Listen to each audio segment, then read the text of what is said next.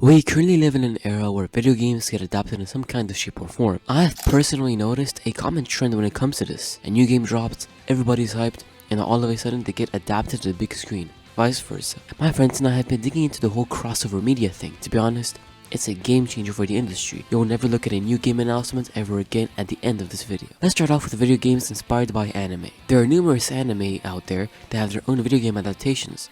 Most of them just tell the same story with no new changes. It just feels boring. But the one series that stands out the most is the Dragon Ball series.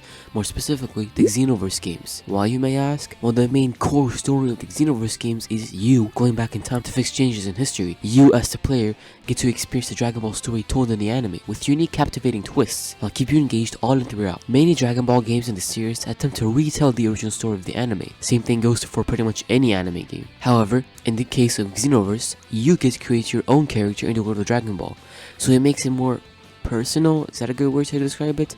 You get to fight the likes of Goku and his friends, but also his foes. Overall, I think that out of any anime game series, the Xenoverse games cover it all. The sheer amount of content feels endless. But here's the thing most people miss. It's not just about more stuff to do.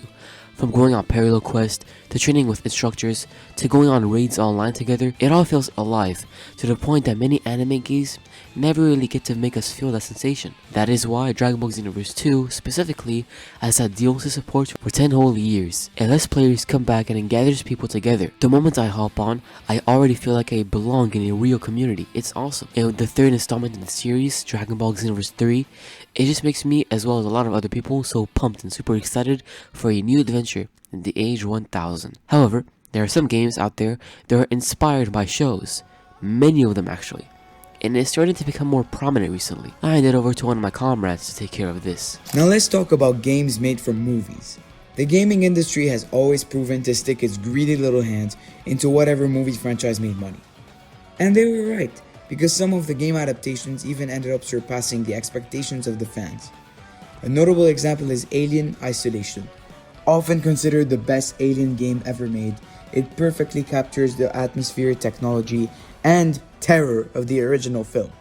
It focuses on stealth and tension as players try to escape a single, very hungry xenomorph aboard a space station. You play as Amanda Ripley, the daughter of Ellen Ripley from the original film, 15 years after the events of Alien. It stayed true to the story and delivered an amazing performance. There is also Batman Arkham City that needs to be mentioned. Even though it wasn't tied to a singular movie, fans consider it the best Batman experience. It's set 18 months after Arkham Asylum and introduces new enemies like Mayor Quincy Sharp and Hugo Strange, as well as bringing back OG Batman villains. We can't leave out cartoons, and Simpsons Hit and Run is first on our list. Many fans consider this the best cartoon game ever created. With the huge Springfield map, the tons of references, it literally feels like an interactive Simpsons episode. Fans still demand a remake to this day. Next is South Park, The Stick of Truth. A rare example where the creators of the show were heavily involved. It has the same humor, same voice actors, and the same animation style. It feels like playing a lost season of the show. Many people forget they're playing a game and not watching an episode. One of the most faithful adaptations to this day. We already covered movie adaptations of games, and we've been thinking, if there's movie made from games, then there must be anime where games intervene. And for this subject, ladies and gentlemen, I introduce the newest member of the team. Please welcome Hugo. First, the look. A lot of game developers grew up watching anime, so when 3D games came out, they used a style called cell shading, flat colors, and bold outlines. You see this in games like Jet Set Radio and Dragon Ball Z games. Second, character design. Big eyes, spiky hair, and dramatic poses. That whole style came from anime. That's why so many game characters, especially in JRPGs like Final Fantasy or Persona, look the way they do. Third, storytelling. Anime loves slow build-ups, big emotional moments, and dramatic reveals.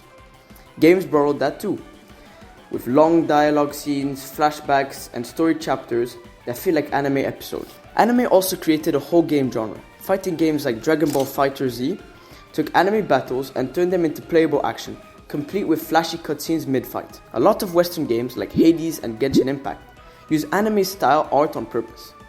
Even Cyberpunk 2077 borrowed anime pacing, which eventually led to its own anime spin-off, Edge Runners. So basically, anime games a whole visual and emotional style.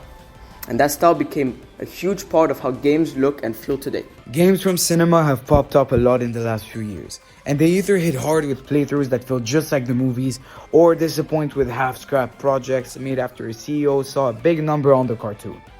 Our opinion is, if you're gonna make a game inspired from a movie or cartoon, make sure you have at least 3 people in your crew that watched it. Even though it's great seeing franchises we love being made into games, it's also great to see studios make original universes that prove they have some form of imagination instead of mentality that chases whatever makes a quick buck. Thanks for watching. See you in the next one.